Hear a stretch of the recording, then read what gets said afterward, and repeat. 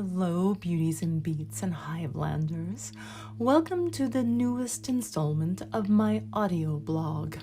I realize a lot of you might be here specifically for the poetry, so I am going to concede to the masses, however small those masses might be right now, and begin with a poem. Our first poem today is called Resonate Together.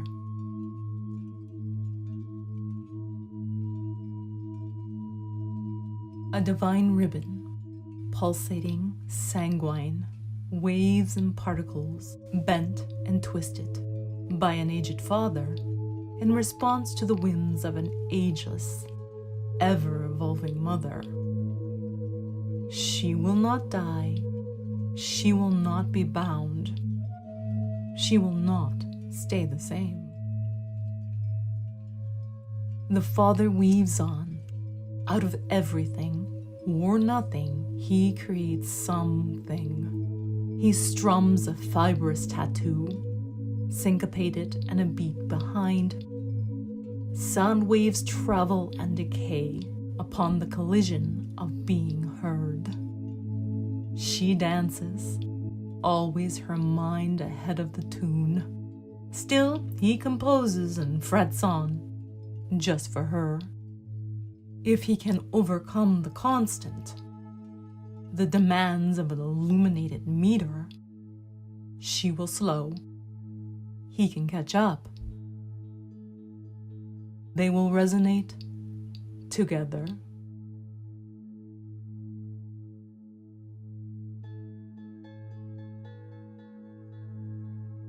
It has been a confusing few days for some of us. Time for a virtual fairy tale that might explain the why, with me as your humble narrator. Let's begin. Imagine a time of jubilation and relief for a little more than half of a totally made-up realm. Upon almost exactly one half the people regaining the throne from the other half of the subjects. Kinda, but not really. Because it's not really a throne, but an office. We will call the first half of these people, of this completely fabricated existence, the Montagues. Conversely, as if some nonchalant, theatrical bard-type demigod flipped a coin, the other half, the half that used to hold sway and scepter, used to hold the crown, the office, is devastated and painfully bemused. This set we will call the Capulets. Don't get ahead of yourself. This is no love story. At least not yet. Many a Capulet are lost in an existential crisis, consumed by a deep grief, angry and confused at the loss of the state court. Heartbreaking to the more empathetic and often newly minted among the Montague, as they watch the histrionically inclined Capulets almost split a vein in despair. They'd offer a hug if the Capulets wouldn't rend them to pieces in their fugue. In reality, the Capulets have only been asked to move over a little on the dais, open their eyes a little wider, and share decision-making. There are actually reformed Capulets among the Montague who will influence future royal edicts.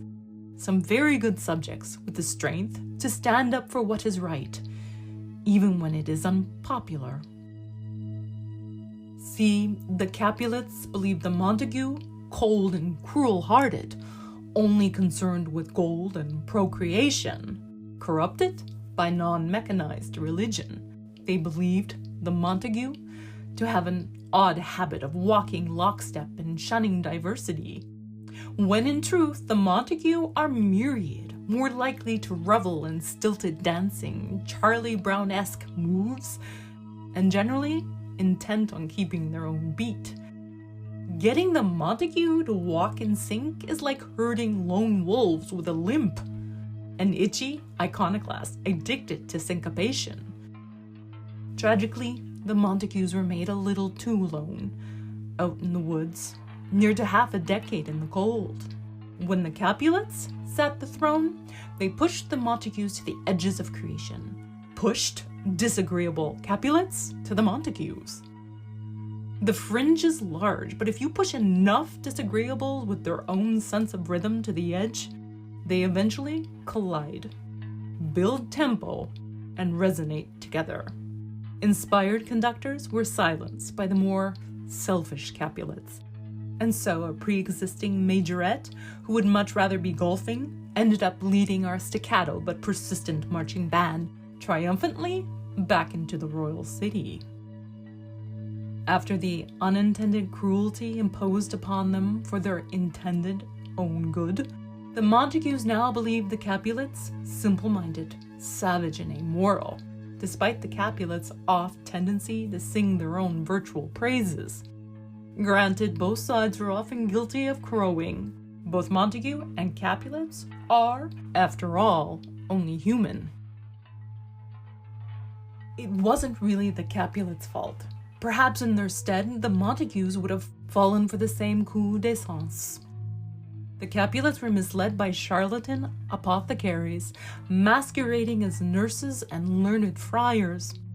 Monsters were made of the little and humble Montagues, when in reality they were the Capulets' cousins, loving the same and working hard to maintain the kingdom.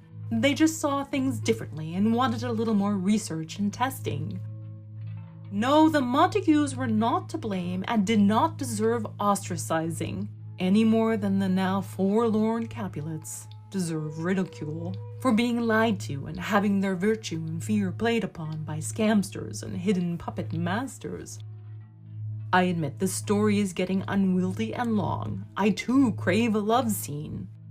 I blame the screenwriters and stage managers, the big-time money producers, those that rule behind the curtain, those that believe the crown can only be won with the little people, both Montague and Capulet, divided in two. Perhaps both Montague and Capulet could forget frivolous tiaras and golden wands altogether.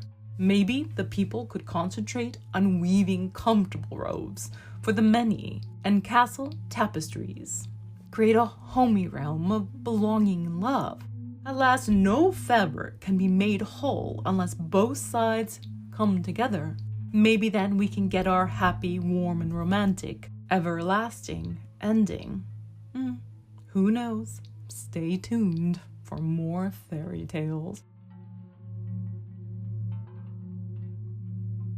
Choose your darkness.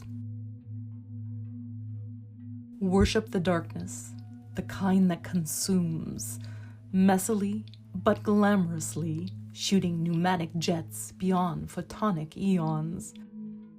They don't call it an event horizon for nothing. The show is spectacular, but it does drag on. Choose your darkness, for choose you must. Watch a singularity use up lesser stellar bodies. The flush of the drain must be maintained. The beast must be fed or it evaporates, sublimates, and turns to elemental dust. Lust over lesser luminary gyrations, altered bodies dimmed in the detritus of the gourmand, but still alight in neon, buoyant in silicone. Adore filtered perfections and lensed tweaks. Dance, little Scarlet, make it rain in coma heads, impressions, and clicks. Hail rogue planets.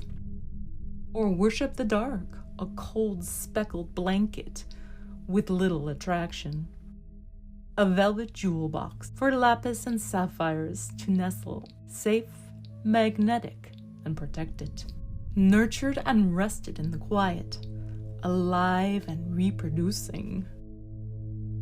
A dark will have you, at least some of the time. That which shares with the light, grand streams and newly created realms, projected on your plumped pillows, emitted under your naturally lashed eyelids. Or that which devours, or if you are lucky, spits you out, once your shine has been used up. but before you've been entirely consumed. Choose your darkness, for choose you must. Humans spent hundreds of thousands of years, millions depending on who you talk to, with no screens to fill those last hours before bed. We had nothing more but each other's warmth and voices, perhaps the heat of a fire, and the stars' illuminations to soften the darkness. Then we had dreams. Now we have screens and dreams and nightmares, brought to animation in pixels and Technicolor. We have confused, artificially ballooned celebrities and bit-part influencers with heavenly bodies and blue-shifted prognosticators. Just like the stars that nurture life and light the way, the tinseled are too set against darkness. Unlike the priceless pulsars and constellations, the warmth of each other, what the cinematically fused offer is inauthentic, fabricated by the highest bidder, designed to have us endlessly consume, but leave us undernourished. They only shine by leaving the rest of us in the dark, chasing the unobtainable, and herding us into the clutches of the spirit and mind, predatorial. There is another way to lead and to influence. Rather than making yourself the center of everything, or setting up some icon, puppet, or celebrity to mislead and misinform, to split the populace in two and set them at each other, a wise and just ruler, leader might be a better term. Yes, let's go with leader. A leader looks for the balance and promotes a people's ingenuity, but also sees to their nurture and future. A leader does not consume her own people and abuse them with horror stories. A leader does not fabricate fear and hatred among her people. Well, I'll leave it there.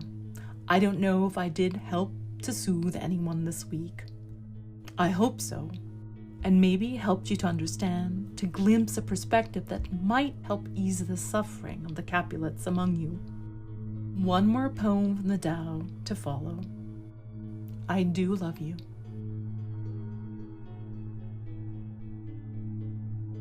(75) It is a wise ruler who takes from the farmer to conserve from each harvest to plant the fields anew. It is a wise ruler who takes from the farmer for the time when the fields must rest. To remain fertile, every field must rest. Take too much, conserve too much. The farmers can do naught but rest. A wise ruler conserves no more than needed, feeds the will of her farmers.